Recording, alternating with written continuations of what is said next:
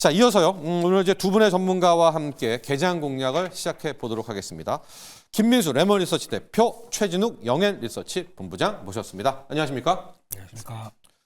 우리 김민수 대표는 워낙 또 베테랑이시기 때문에 MSCI 정기 리뷰.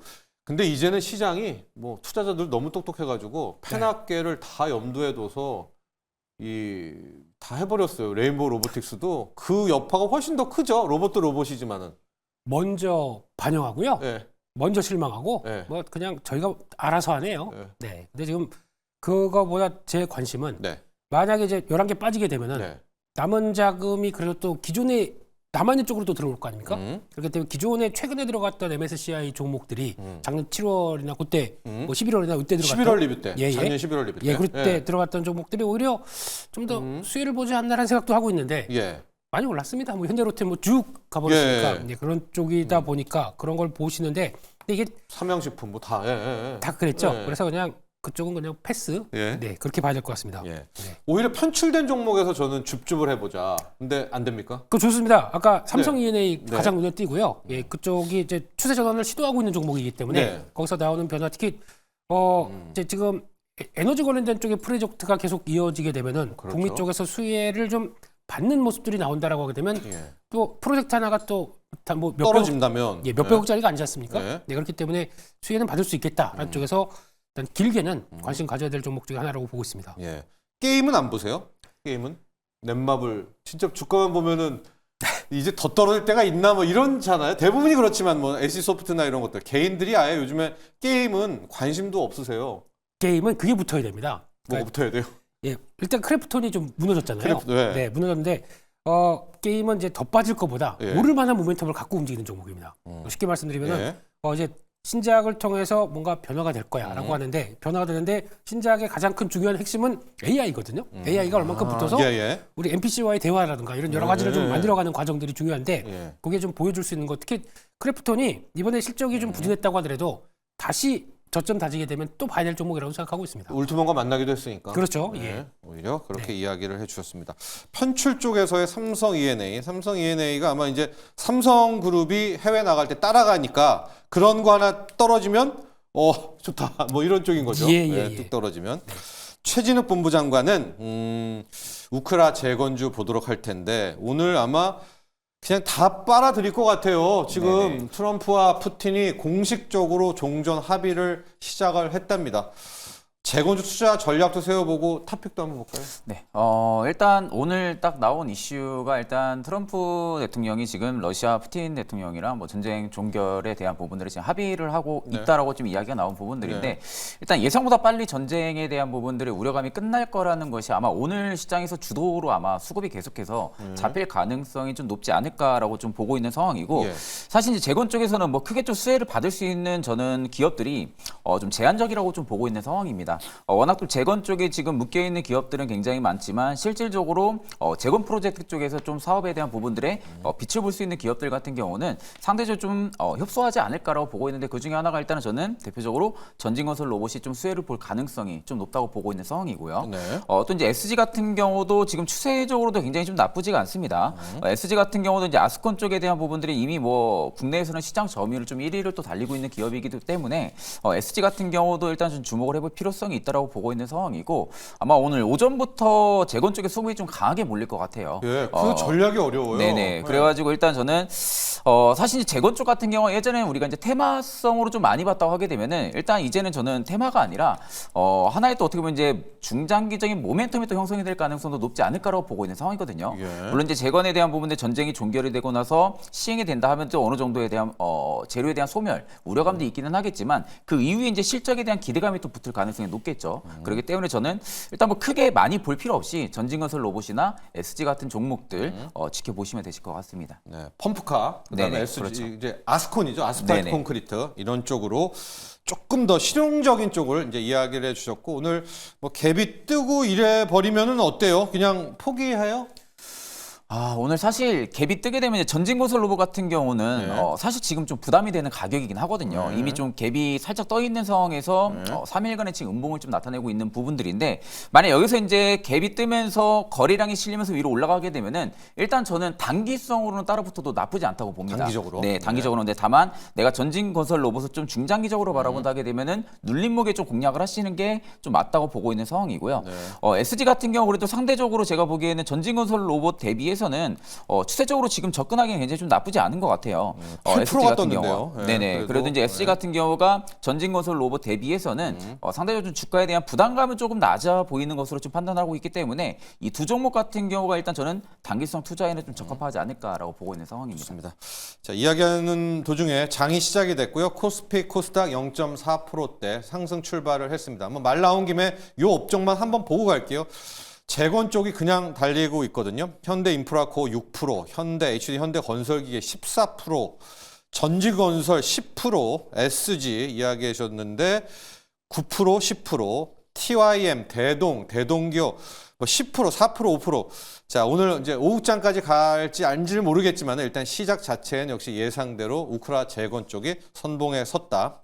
아마 오늘 계속 이 얘기하게 될 것 같습니다. 그래서 먼저 저희가 치고 나갔다는 말씀 드리고요. 이제 두 분의 전문가와 함께 개장 키워드를 살펴보도록 하겠습니다. 열어볼까요? 김민수 대표가 글로벌 AI 패권 전쟁, 최진욱 본부장 관세는 기회다. 김민수 대표. 네. 네, AI 패권 전쟁이요. 네. 중미, 미중, 뭐 미중 유프 다 들어오네요. 프? 예. 예. 예, 이게 보니까 이제 미국은 뭐 다 아시는 것처럼 스타게이트 프로젝트 금액이 720조 네. 우리나라 돈으로 그리고 또 빅테크 기업들 투자한다고 하는데 이거 다 합치게 되면 470조 올해 약 한 40% 늘어난 금액으로 보고 있습니다. 네. 그리고 또 유럽연합이 우리도 뒤처지면 안 되겠다. 네. AI 한 300조 투자하겠다라고 해서 2월 11일 날 발표한 금액들. 근데 이거 빼고 프랑스는 단독으로 하겠다라는 쪽이 먼저 나왔었죠. 네. AI에 160조 투자 발표인데 따로 하는 겁니다. 따로 하는 네. 겁니다. 그럼 합치게 되면 얼마일까라고 하는데 프랑스는 그냥 하는 게 아니라 아랍에미리트가 들어옵니다. 그중에 절반을 예. 같이 지원하겠다. 그리고 플러스 투자 주체를 같이 이어가는 것 같은데 거기까지 연결된다라고 하게 되면 역시나 유럽도 만만치 않게 AI에 뒤처지지 않겠다라는 논리고 예. 중국도 뭐 중국은 암암리에 은연중에 벌써 강력한 보조가 들어오기 시작하죠. 그래서 내년까지 딥시크 AI급을 3개 이상 출시하겠다라는 쪽이다 보니까 중국 정부 자체가 이렇게 발표를 해버려요. 네. 그렇게 되면은 일단 패권은 패권 다툼이 시작됐다라는 쪽에서 봤을 때 그러면 AI 쪽은 하드웨어부터 또 이제 AI가 돌아가기 위해서는 가장 중요한 게 또 전력 전선 까지. 이쪽이죠. 예. 예, 그렇기 때문에 이쪽은 올타임 하이 이쪽의 테마가 될 수가 있기 때문에 계속 눌림목 들어오게 되면 관심 있게 봐야겠다라고 보는데 하드웨어 쪽에서 조금 아까 보니까 네. 한미반도체가 네. 1,300억 자사주맥이 소각을 했네요. 들어갔어요. 예. 네, 이렇게 나오기 시작하게 되면 관심을 많이 갖고 있구나라고 음. 또 보여주고 있는 측면 쪽에서 일단 지금 하드웨어 쪽은 저희가 지금 파악한 거로는 가속기 쪽에 들어가는 두산, 또 그리고 이수페타시스 두 종목이 가장 또 시장에서 맞는 종목이 아닌가라고 보고 있고 네. 뭐 전력 설비 쪽들은 그냥 뭐 계속 관심 있게 봐야 되겠죠. 눌림목 들어올 때마다 관심 있게 보는 게 맞겠다 이렇게 보고 있습니다. 네. 이수페타시스만 따로 한번 더 볼까요? 이수페타시스가 지금 아마 하드웨어 쪽에서 기판 쪽에서 가장 시세가 좀 나고 있는데 결과적으로 이수페타시스에 대해서 좀 많이 비중을 좀 하게 되는 그런 결정적인 이유가 있다면? 왜 그러냐면은 네. 일단 지금 여러 데이터 가지 센터? 데이터 센터 속에 들어가니까 이번 실적 보면은 증설한 부분들이 이제 잡히기 시작합니다. 그게 올해까지 같이 영향을 끼친다 그러면은 예. 당연히 업사이드는 더 열어놓는 게 맞는 것 같고 이번에 증자를 하겠죠. 하는데 제이오가 아니라 우리 설비 투자를 한다. 그러면 또 똑같이 업사이드를 더 열어주는 측면들이 있기 때문에 네. 이수페타시스는 열린 마음으로 네. 바라봐야 되지 않을까. 한번 용서를 해줘요. 네. 그동안의 그렇게 오늘. 고생을 네. 시켰으니까 네. 이제는 사고 치지 마라. 네. 이런 지금 느낌으로 지금은 조금 더 바라보셔도 될 것 같습니다. 네, 네. 진짜 고다층 MLB 기판이고요. 딱 지금 오늘 9% 정도 이스페타시스가 올라서 그때 막 유중하고 막 이러면서 우리를 막 진짜 괴롭혔던 그 가격대 왔네요. 네. 네, 거기를 와버렸네요. 네. 참 울컥하지만 네. 그래도 지금부터라도 잘하자. 뭐 이런 네, 느낌으로 지금부터라도 진짜 제발 잘하자. 예, 예. 이스페타시스에게 이런 이야기까지도 했고요. 자, 최지욱 본부장, 관세는 기회다. 네네. 기회요? 저는 일단 낮은 관세율을 받을 수 있는 업종은 기회라고 봅니다. 예. 상대적으로 이제 그 중에는 이제 대표적으로 이제 K뷰티 쪽을 빼놓을 수가 없는 부분들인데 일단 트럼프 2기 행정부에서 지금 뭐 2월 들어서도 뭐 AI 쪽 관련해서도 뭐 집중도가 많이 높아져 있는 상황도 맞지만 관세에 대한 이야기도 굉장히 많이 나오고 있는 상황이잖아요. 일단 뭐 캐나다, 멕시코 쪽에 멕시코 쪽에 한 달간 뭐 관세에 대한 부분들 유예를 하기는 했지만 예. 결국에는 이게 뭐 3월, 4월까지도 계속 관세에 대한 이야기가 저는 이어져서 나올 가능성이 높다고 봅니다. 그러면 이제 상대적으로 관세율이 낮은 업종, 즉 K뷰티 쪽에 대한 부분들이 계속해서 좀 수급이 조금씩은 잡힐 가능성이 좀 높다라고 보고 있는 상황이고요. 네. 일단 지금 뭐 멕시코나 그리고 현재 상황에서는 멕시코 같은 캐나다나 멕시코 같은 경우 25% 정도를 관세율이 만약에 적용이 된다고 하게 되면 25% 정도, 중국 같은 경우도 35% 정도로 좀 적용을 받고, 그러면 이제 한국 같은 경우 일단은 0%로 지금 이제 예상이 되고 있는 상황이죠. 그러다 보면 이제 상대적으로 이제 관세에 대한 부분들의 부담감이 큰 국가들 같은 경우는 수출량에 대한 부분들을 좀 비중을 줄이고 다른 국가 쪽에 대한 부분들을 지금 관심을 조금씩 돌릴 가능성도 일단 우리가 생각을 해야 됩니다. 그렇다고 하게 되면 이제 K뷰티 같은 경우가 트럼프 1기 행정부 때도 우리가 경험을 했다시피 중국에 대한 부분들의 관세로 인해 가지고 K뷰티 쪽이 가성비 면을 좀 대체제로 중국 생산품에 대한 부분들이 대체제로 좀 많은 활용도가 좀 있었죠. 네. 그런 부분들을 좀 고려를 했을 때는 아마 트럼프 2기 행정부에서도 화장품 관련주들이 좀 충분히 수혜를 받을 가능성이 높지 않을까 그렇게 보고 있는 상황. 디바이스도 포함되는 거죠? 네, 그렇죠. 예, 디바이스도 포함이 되고 있고 아마 식음료와 같은 것 같아요, 그렇죠? 이제 거의 유통이라든가 다 공장에 가 있기 네네, 때문에 그렇죠. 오히려 관세 피난처로 좀 숨겨 있는 뷰티 식음료 이야기 되셨고요. 자, 현재 시각이요. 갑자기 돋보이는 종목이 김민수 대표 자동차입니다. 네. 아직 상호 관세에 대한 이야기가 최종 구체안을 아직 안 내놓고 있거든요. 트럼프 대통령이 아마 모디 총리 만나기 전에 상호 관세를 나온다고 했는데 네. 로이터에서 자동차와 제약은 빼줄 수 있다. 뭐 이런 것 때문인가요? 지금 현대차 3%대, 기아차 2%대, 이 올드보이들, 자동차 부품들 오늘 울컥한데요. 뭐 네. 지금 이걸 단순 기술적 반등이라고 볼까요? 아니면 좀 의미를 찾을 수 있을까요? 일단 나올 만큼 나왔고 네. 예, 밸류 대비해서 이 정도까지 밀렸으면은 네. 거기다 약간 어차피 앞으로 그렇게 쓰셔야 될 것 같습니다. 상호 관세가 아니라 네. 상호 무역이라고 얘기를 합니다. 트럼프 네. 대통령이. 상호 무역이다. 이게 더 중요한 의미입니다. 예. 예, 상호 관세보다 예. 상호 무역이라는 얘기는 우리한테 무역 흑자를 그렇게 크게 가져는 나라는 기다려라. 이 1, 2, 3 이렇게 쭉 투자해라. 예, 네. 이렇게 투자하거나 아니면 이제 때릴 준비를 하고 있다 보니까 그거를 관세로 들어간다라는 의미로 받아들이셔야 될 것 같아요. 그런 쪽에서 일단 지금 자동차 쪽은 약간 불확실성 해소 느낌으로 예. 뭐 예. 하게 되면 관세를 때리게 되면은 예. 어떻게 될지 모르겠지만 하게 되면 약간 먼저 그런 관점 쪽으로 들어오는 흐름들 쪽에서 혹시나 예외가 되게 되면 우린 가장 큰 호재다 이런 쪽으로 그리고 또 현대차 같은 경우는 일단은 대응할 건 있습니다. 왜냐면 조지아 공장 쪽으로 네. 대응할 건 있기 때문에 게다가 또 현대제철이 칭찬받았잖아요. 예, 네. 타이밍이 아쉽지만 네. 거기 가서 공장 짓고 거기서 이제 나오기 시작하게 되면 원가 부담은 지금 알루미늄이나 철강들을 다 관세를 맞춰놨는데 거기서 생산하기 시작한다 그러면 아직 뭐 시간은 걸립니다. 2026년 착공이다 보니까 네. 그럼에도 불구하고 약간 좀 빠져나갈 수 있겠다라는 쪽들에 대한 부담이 좀 살아난다고 봐야 되겠죠. 네. 그런 측면들인데 이거를 그러면 따라가느냐? 그렇죠. 이거 이제부터 시작이다라고 네. 보기는 아직은 좀 그렇기 때문에 이제 회복된다는 관점 쪽으로 보시면서 일단 추후 내용들을 보시되 아마 자동차를 보신다고 하더라도 그런 쪽을 보셔야 될 것 같아요. 약간 좀 자율주행에 가깝게 바짝 다가설 수 있는 회사들. 그러니까 올드 말고요. 네. 선단으로 선단 공정. NEW 선단? New 네. 예, 이런 쪽을 보시면서 HL 만두 같은 경우 이런 게 더 깔끔하지 않을까라고 네. 바라보고 있고 그밖에 또 모비스도 완전히 지금 눌림목 완전 만들어 놓은 자리이기 때문에 이제 약간 좀 수익성 보는 쪽의 종목들 이런 쪽으로 약간 바꿔가는 게 맞지 않나 그렇게 생각하고 있습니다. 그 관세 폭탄 때문에 완전히 묻혔지만 그 현대차가 전고체 배터리 내재화도 지금 3월에 막 얘기가 나오고 있는데 이건 아예 반영도 안 되고 있는데 이거는 아예 안 된다? 이렇게 보는 개인적으로는 거예요? 개인적으로? 어려울 것 같습니다. 그래요? 네. 왜 갑자기요?